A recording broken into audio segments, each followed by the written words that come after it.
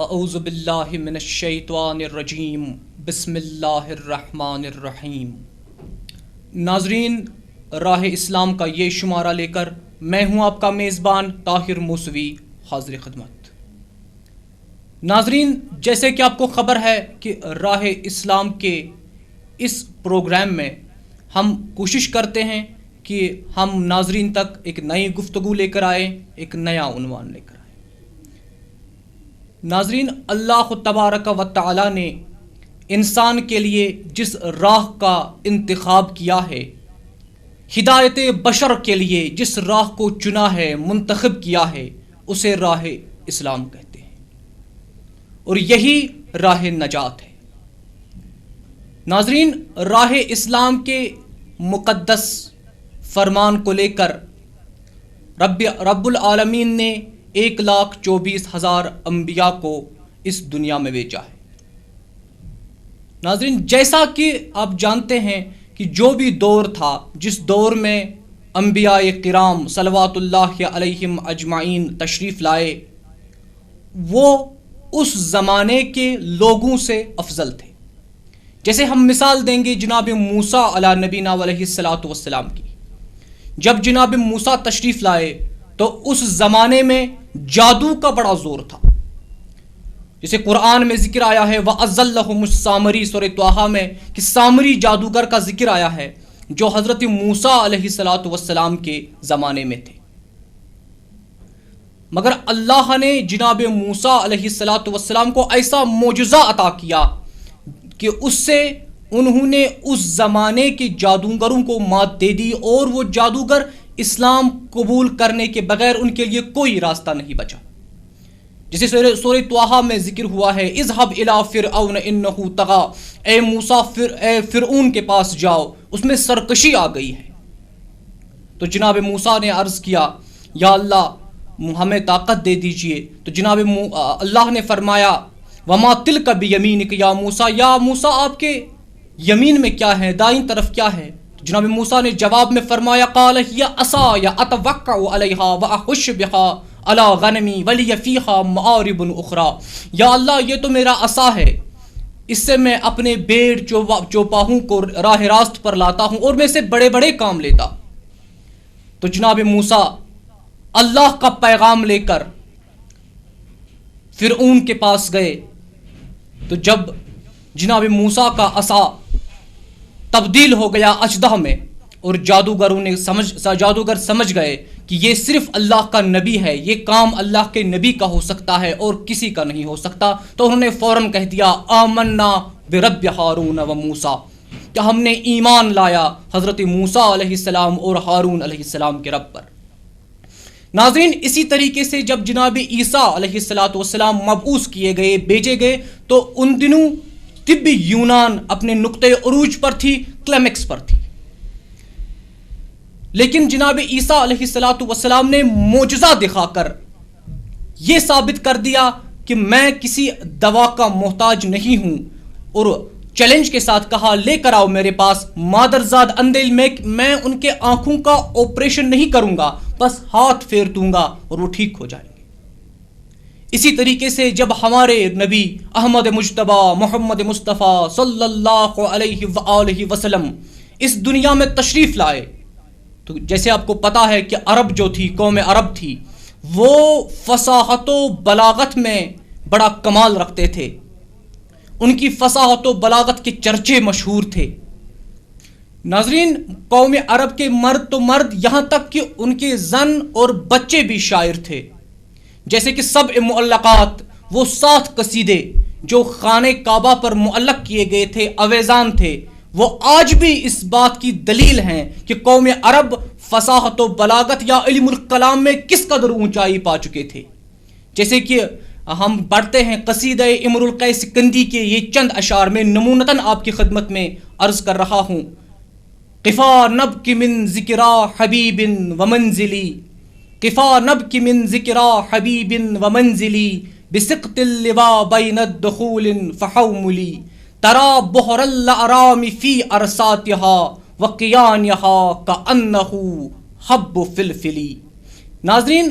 یہ ایک واقعہ جسے میں پیش کرنا چاہوں گا، یہ اس لیے تاکہ تائید ہو جائے، سمجھ میں آ جائے کہ قوم عرب کس قدر فصیح اور بلیغ قوم تھی۔ ناظرین، کہا جاتا ہے کہ کسی زمانے میں عرب میں ایک سوداگر رہا کرتا تھا، ایک تاجر رہا کرتا تھا جس کا نام محلحل تھا۔ اور ایک دن سفر کرتے کرتے محلحل اپنے دو غلاموں کے ساتھ، دو غلاموں کے ہمراہ جنگل سے گزر رہے تھے، تو دو غلاموں نے لالچ میں آ کر محلحل سے کہا کہ ہم آپ کو قتل کر دیں گے، ہم آپ کو مار ڈالیں گے اور آپ کا سارا پیسہ لے جائیں گے۔ جب محلحل کے اصرار پر انہوں نے اس کی کوئی بات نہیں مانی تو آخرکار محلحل نے کہا کہ ٹھیک ہے، تم مجھے قتل کر دو لیکن میرا ایک چھوٹا سا کام کر دینا۔ تو دونوں غلاموں نے کہا وہ کون سا کام ہے؟ کہا یہ کام کر دینا کہ میں 2 اشعار آپ کے حوالے کر دوں گا، اسے میرے بچوں تک لے جاؤ۔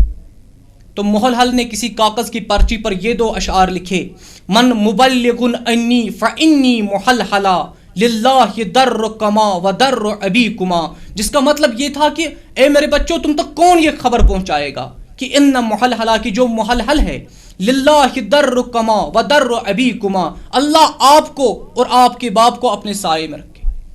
جب غلاموں نے یہ 2 اشعار پڑھے، چونکہ وہ قوم عرب سے ہی تھے، عربی زبان جانتے تھے، تو وہ سمجھ گئے کہ یہ اشعار پہنچانے میں ہمیں کوئی خطرہ نہیں، کیونکہ یہ تو محمل شعر ہے، اس میں کوئی ایسا معنی واضح نہیں ہے۔ اور جب یہ غلام محلحل کے گھر پہنچے اور ان 2 شعروں کو محلحل کے بچوں تک پہنچایا تو محلحل کے بچوں نے فوراً کہہ دیا کہ انہیں گرفتار کر دو، کیونکہ ہمارا باپ محمل بے معنی اشعار لکھنے کا قائل نہیں تھا۔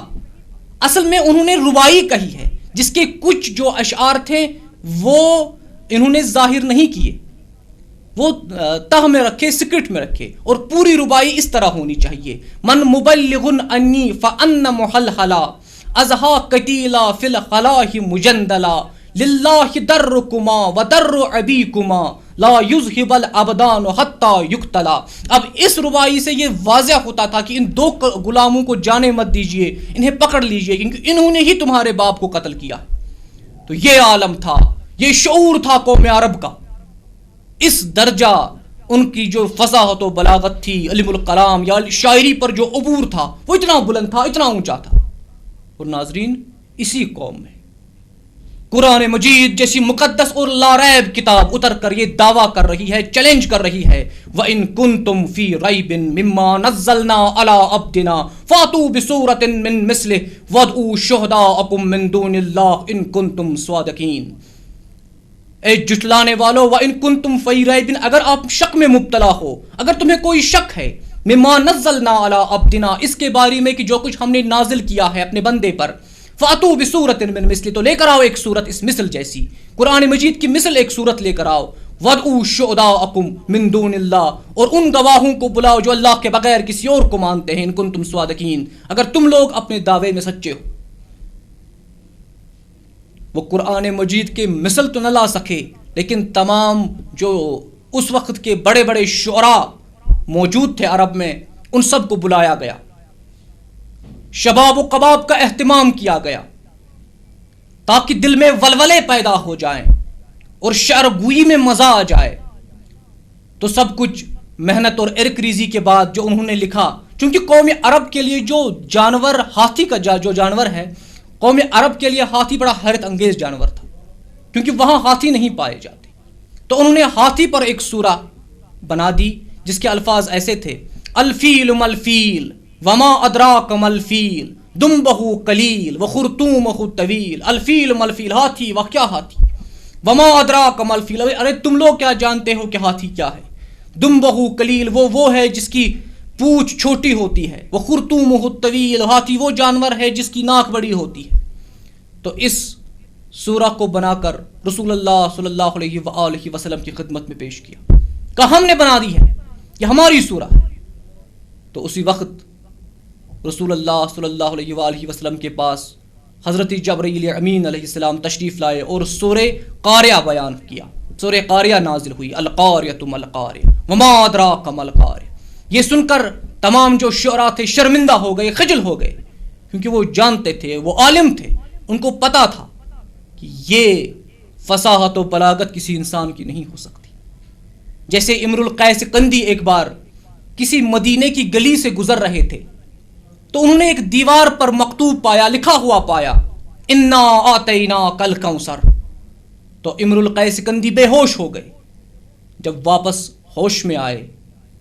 تو اس آیت کے نیچے لکھا لیس ھذا قول البشر، یقیناً یہ کسی انسان کا کلام نہیں ہے، کسی بشر کا کلام نہیں۔ ناظرین، یہ معجزہ ہے ہمارے رسول صلی اللہ علیہ وآلہ وسلم کا، ایک زندہ معجزہ ہے